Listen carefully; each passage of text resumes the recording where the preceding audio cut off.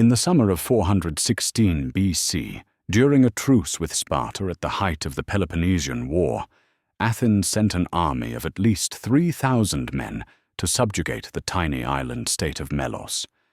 After setting up camp on the island, the Athenians sent emissaries to negotiate with the rulers of Melos. The emissaries demanded that Melos join the Delian League and pay tribute to Athens or face destruction.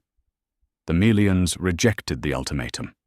In the aftermath of this political discussion, the Athenians laid siege to Melos. All men of fighting age were executed, and all women and children were sold into slavery. They then settled 500 of their own colonists on the island. The contemporary Athenian historian Thucydides included a dramatization of the negotiations between the Athenian emissaries and the rulers of Melos in his book, History of the Peloponnesian War. This dialogue brought discourse into the use of political power, backed by the military strength of the state. Nearly 2,500 years later, the world's strongest superpower, the United States, is having a similar discussion with what was supposed to be its closest friend and ally, the sovereign country of Canada, just north of the American border.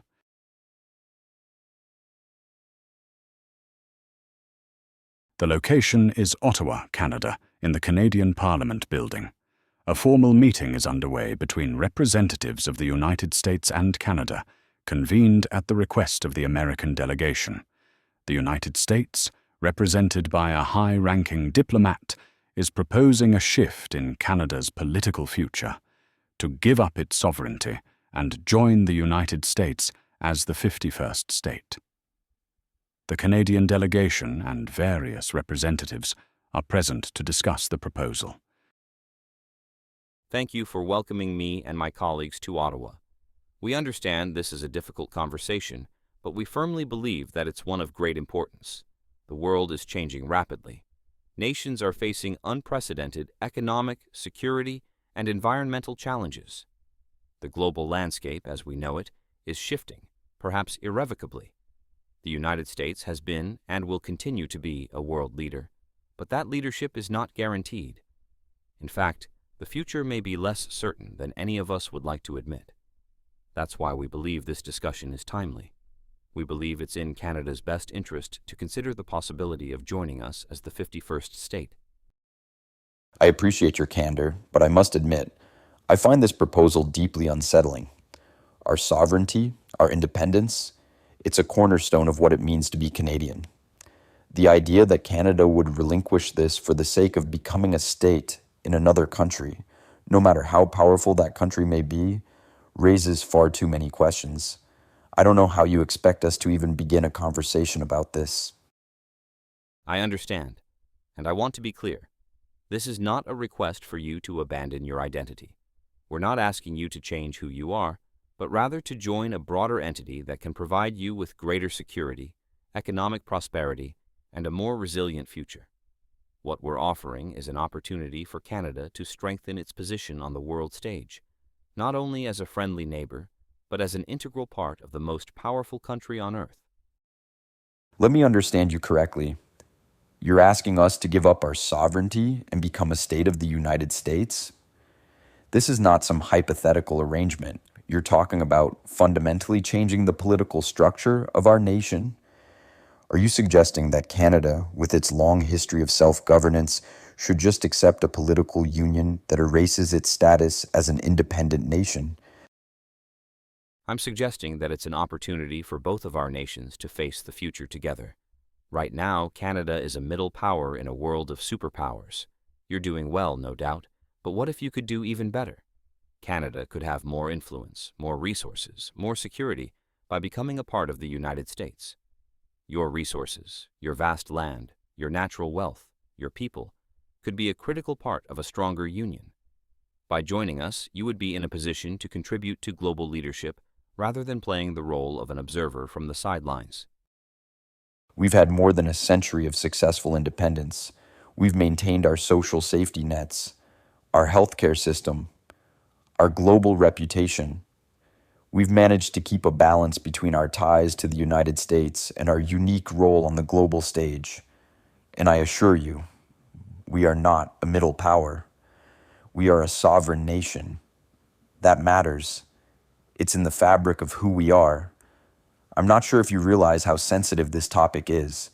The Canadian public has a strong attachment to the idea of our national sovereignty. We also have our own unique way of governing and providing for our citizens. We believe in social programs that might not always align with the American model. This sounds like an attempt to erase our distinct identity, an identity that has worked for us for decades. Is the offer of economic prosperity really worth the cost of our national character? I do understand the concerns, but we must face the reality that Canada's system, though admirable, is increasingly strained. The global economic competition is fiercer than ever. The United States has the resources, the infrastructure, and the policies to weather the storms ahead. And by merging, Canada would not lose its identity. Rather, it would be amplified. Canada's social policies could be incorporated into a more robust system that still respects your heritage and traditions. With all due respect, how can we trust that the United States would honor the uniqueness of our country? We've seen how other nations have been subsumed into larger empires or unions, only to lose their voice. Your vision might sound appealing in theory, but I question whether it's practical or even realistic. This is why we're not suggesting this as an abrupt or forced decision. It's an invitation for dialogue to assess the mutual benefits and to explore how we could move forward together. The United States is proposing a partnership, one that would bring both of our countries to new heights of influence and stability. We know that Canada is a proud nation, but we also believe that in times like these, strength comes from unity. I don't think it's as simple as just economic prosperity. What about the land, the resources, the rights of Indigenous peoples in Canada? How would they fit into this new union? You can't just gloss over these concerns. If this partnership were to move forward, it would have to be inclusive, and I'm not convinced it would be. That's an excellent point, and one that's very much on our minds. The United States has made great strides in improving relations with Indigenous communities, though we acknowledge there's much more work to be done. If Canada were to join the Union, we would work tirelessly to ensure that Indigenous rights and interests are fully protected and respected. This would not be an erasure of their culture and history, but a new chapter, one in which their voices would be even more amplified within a larger governance framework. I'm sorry, but history is full of promises that were made but never kept. Treaties are often viewed as little more than tools of expedience. Canada's relationship with its Indigenous peoples is deeply rooted, and I don't believe your country can guarantee the protection of those rights in a way that aligns with our values. I don't take those concerns lightly, but I would argue that the United States, as a whole, could offer protections and opportunities for Indigenous communities that Canada, as a smaller nation, may not be able to provide in the long term. We would work with Canada, alongside Indigenous groups, to forge a new path forward, one that is more just and more equitable. And what about the environment? You've spoken about economic benefits, but climate change is a looming crisis. How does merging with the United States align with Canada's commitment to environmental sustainability? The U.S. has often taken positions that conflict with our own climate goals. The climate crisis is real, and both of our countries will need to work together to combat it. The United States may not have been as aggressive on climate action as Canada has been, but we are committed to improving. A united approach would enable us to enact policies that are more effective, that span both borders and work toward a greener future. I still have my doubts. Canada and the United States have shared borders, culture, and history, but they are also two distinct nations. We have different values, different systems. Our sovereignty is not for sale. I understand that this is difficult to consider, but let me leave you with one thought. Nations must adapt, or they risk being left behind. The United States isn't asking for you to give up your identity. We're offering you a chance to be part of something greater, something that can help both of our countries thrive in a rapidly changing world.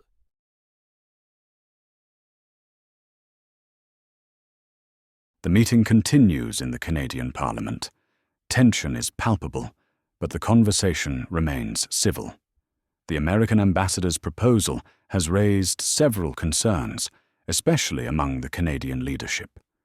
Now, the Canadian delegation pushes back harder, challenging the idea that such a union would be beneficial for Canada. I think you underestimate the depth of what you're asking us to give up. This isn't just about political power or economic benefits. It's about the very soul of our nation. You've made a compelling case for joining forces, but let's not forget, Canada's identity isn't something that can simply be traded away. For economic growth or security, what would become of our unique values, our priorities? As a nation, we've prioritized universal health care, gun control, a more equitable society, and a commitment to multiculturalism. Under U.S. governance, all of that would be at risk. Would our healthcare system survive? Would we lose the rights that Canadians hold dear? You're right that Canada has crafted a unique identity, but the question you need to ask is whether your system, as it stands, will be sustainable in the long term. Healthcare, for example, while admirable in its design, faces increasing pressure with rising costs, an aging population, and a system already stretched thin. Joining the United States doesn't mean giving up your values. It means working within a broader system that has the scale and resources to address the challenges of the 21st century. Under U.S. governance, Canada could ensure that policies such as universal health care continue, but with the financial backing and efficiency that come with being part of a larger nation. I need to stop you right there. What you're suggesting is that Canada's system would be improved under the U.S. model. We know the challenges that the American healthcare system faces: skyrocketing costs, insurance-driven care, and deep inequalities that leave millions without proper access to care. These are the very issues Canadians worked so hard to avoid. I cannot, in good conscience, accept that American-style healthcare would work in Canada. We've built a system based on equity, not profit. I will not let it be dismantled. I don't want to dismiss the value of Canada's healthcare system, but I think you may be underestimating the potential for reform within the U.S. system. The United States has resources that could support a more robust, nationwide approach to healthcare.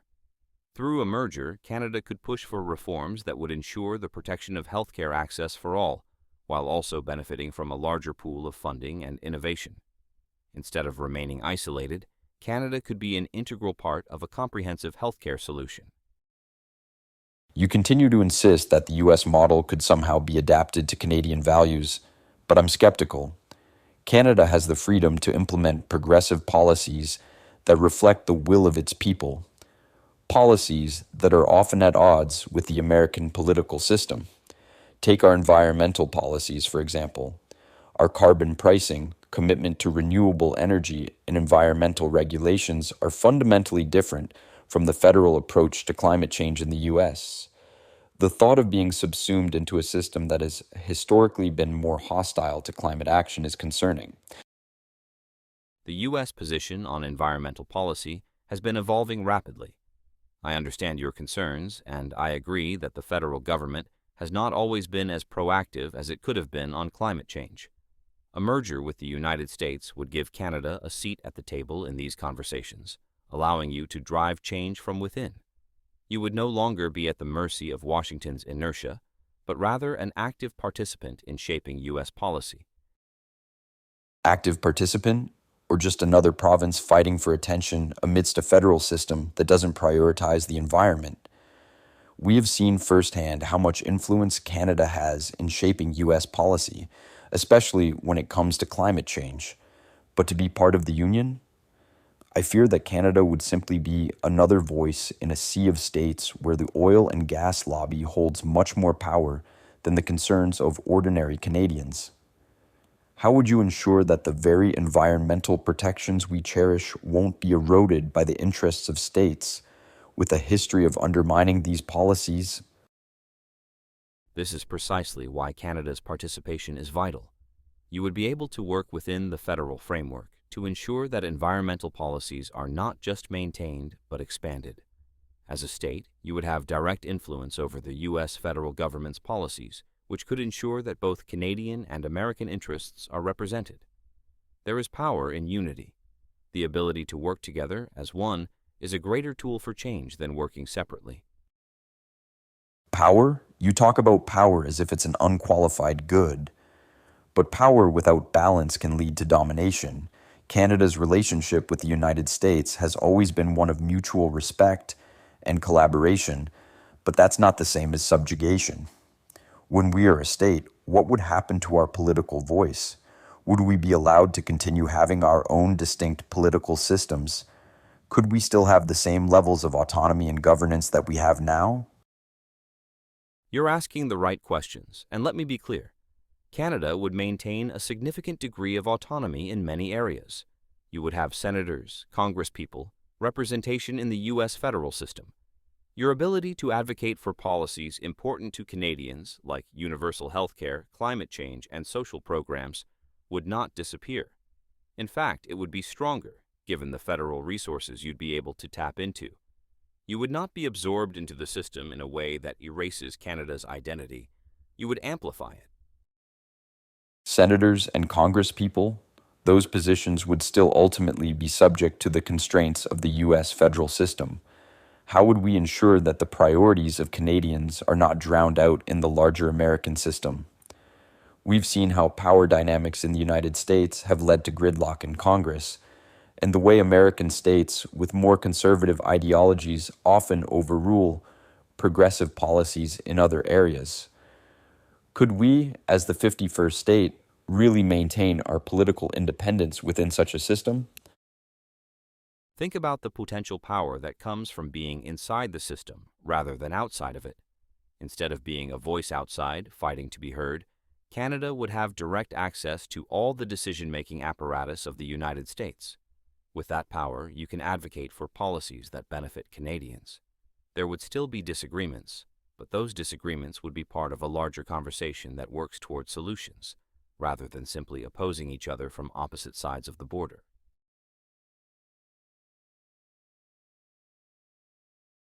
The Canadian delegation is deeply engaged, now pushing back on the idea of merging into the United States. The conversation shifts to the preservation of Canada's national identity, culture, and the long-term impact of such a dramatic change.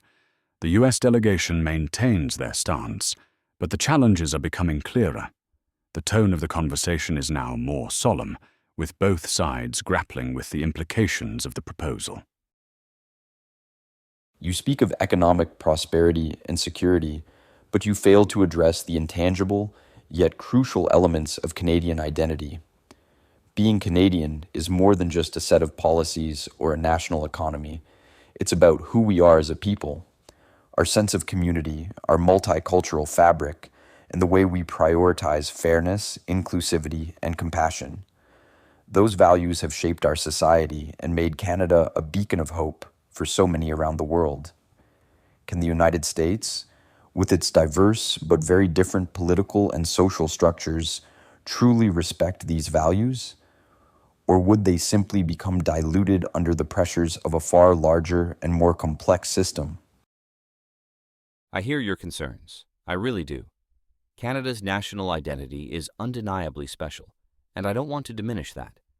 But in the face of a rapidly changing world, one where geopolitical tensions, economic instability, and environmental crises are all pressing on us, it's not enough to rely solely on the strength of our past identities.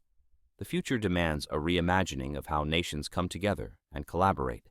By merging, Canada wouldn't lose its identity. It would strengthen it, making it a cornerstone of a larger, more influential entity.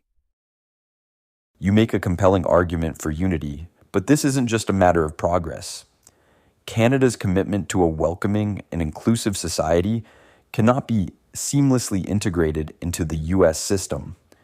We've spent decades building a nation where refugees, immigrants, and diverse communities are integrated into the very fabric of society. And yet, the U.S. has a long and troubling history of immigration policies that don't align with our values. The current U.S. administration's treatment of refugees, the divisive rhetoric, and the lack of real reform on immigration, how can you honestly say that Canada's welcoming stance would be protected?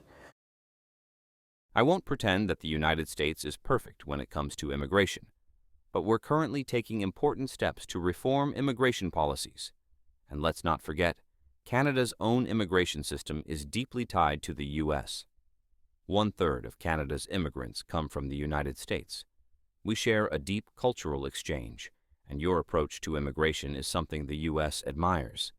If Canada were to join, we could ensure that immigration policies reflect the values of both nations, combining the best of both worlds. Your idealism is admirable, but it doesn't take into account the deep divisions within American society, the polarized political landscape, the rise of nationalism, and the persistent challenges of racial inequality and social justice. The United States is far from a perfect model of inclusion. Canada has worked tirelessly to create a society based on fairness, justice, and compassion. We've made progress, but we still have work to do. The path you're suggesting would risk undermining that very work. Let's talk about economics. Yes, the United States is the largest economy in the world, but what happens to Canada's economy if we merge? You've talked about greater security and prosperity, but what about the impact on Canadian businesses, especially those with strong ties to international markets? The U.S. economy is deeply intertwined with global trade, but Canada has been successful in building its own relationships with countries outside of the American orbit. Will we have the freedom to negotiate trade deals, or will we be bound by U.S. interests? Could our industries, particularly in the tech sector, natural resources, and green energy, thrive under American oversight? I understand the importance of Canadian independence in trade and economic dealings. However, being part of the United States would only enhance your position on the global stage.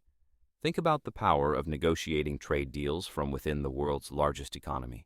With Canada integrated into the United States, you would have access to a far larger market, better funding for innovation, and expanded opportunities in sectors such as technology and green energy. The economic strength of the U.S. would be at Canada's disposal. We already have a strong economic partnership with the U.S. as it is, but if Canada were to give up its sovereignty, we risk becoming subjugated to American economic interests that may not always align with our own. We would be unable to negotiate freely with countries like China, India, or the European Union. It's a significant loss of independence in global economic affairs. How does this benefit us, exactly? Think about it this way. As the 51st state, Canada wouldn't lose its ability to negotiate trade deals. You would still have an influential voice in global markets, but now with the backing of the full might of the United States. Rather than being a small voice in a large international system, Canada could have a larger say in global economics. As part of the Union, you would be able to leverage the power of the United States in shaping global trade in ways that would be impossible as an independent nation. I appreciate your assurances, but ultimately, this proposal to merge doesn't feel like a partnership. It feels like a proposition to give up our place in the world and accept the status of a junior partner in a much larger system. It would require Canada to change too much of what makes us unique, what makes us strong, and frankly, I'm not convinced that the benefits outweigh the risks. I recognize that this is a monumental decision, one that requires careful thought and consideration. The United States is not asking you to rush into anything, but rather to think about the long-term future, how Canada can continue to thrive in a world where strength in numbers, unity, and collaboration may be the only way forward.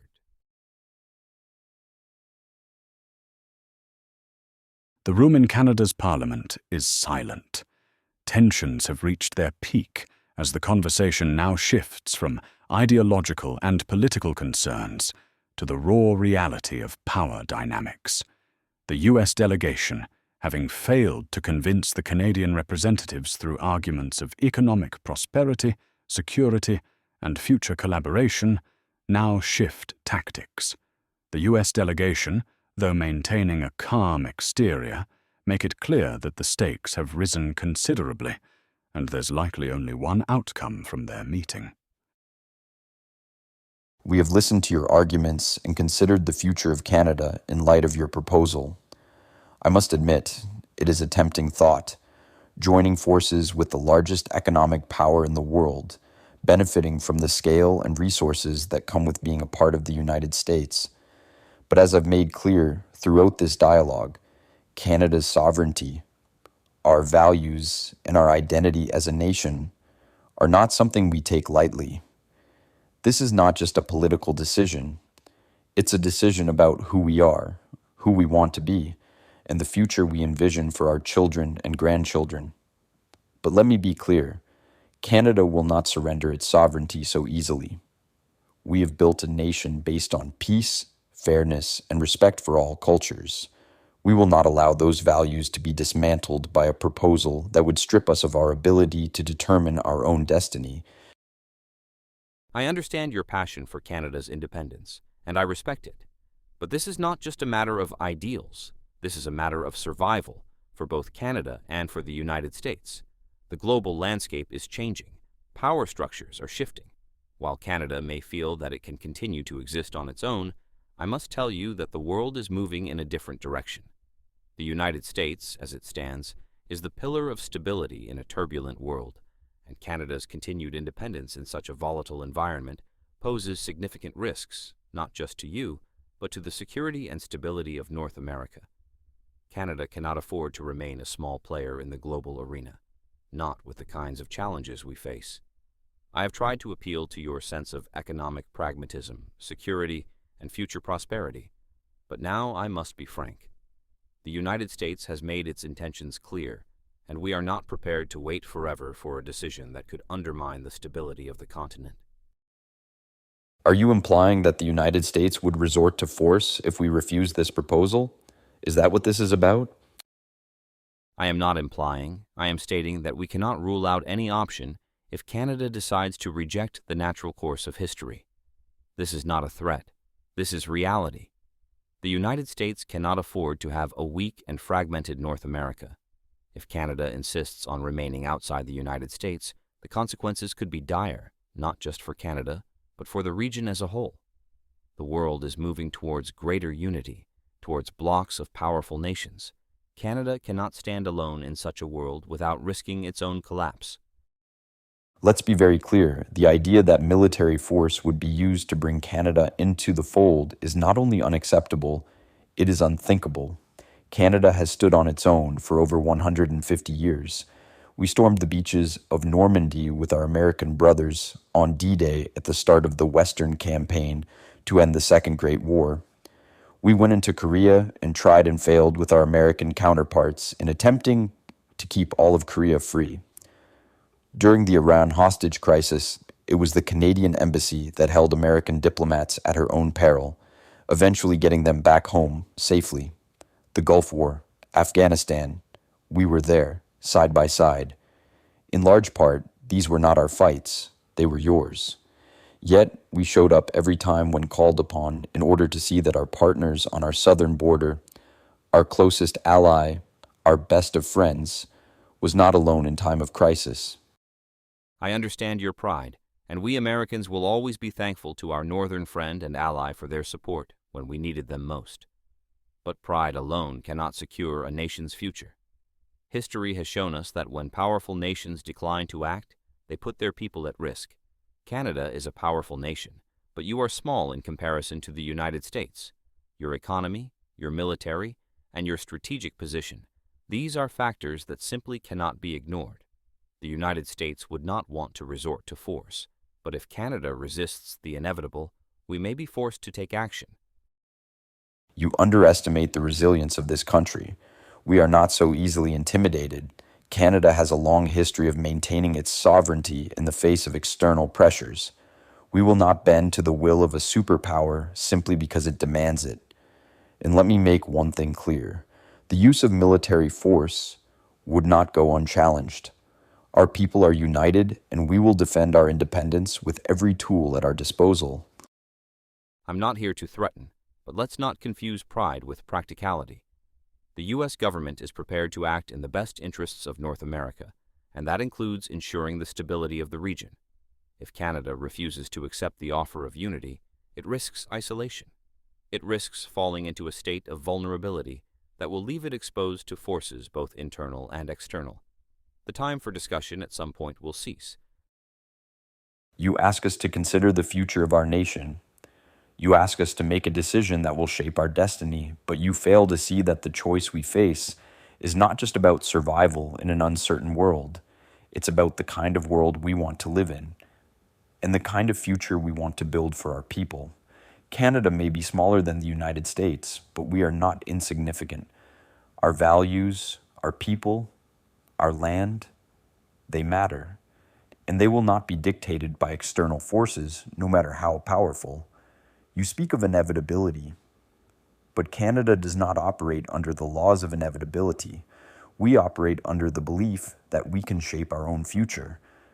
And if that future means standing alone, we will stand alone. I hope for your sake that it never comes to that. But understand this: the world is changing rapidly, and Canada must decide whether it will change with it or risk being left behind.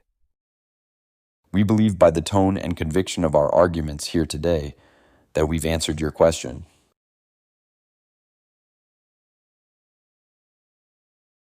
The Canadian government, united in their decision to reject the offer, faces a difficult future. The US response remains unclear, but the spectre of military force and the reality of economic and diplomatic pressures loom over the country. Whether Canada will withstand the pressures of its southern neighbour or find itself at a crossroads that challenges its very existence as a nation remains uncertain.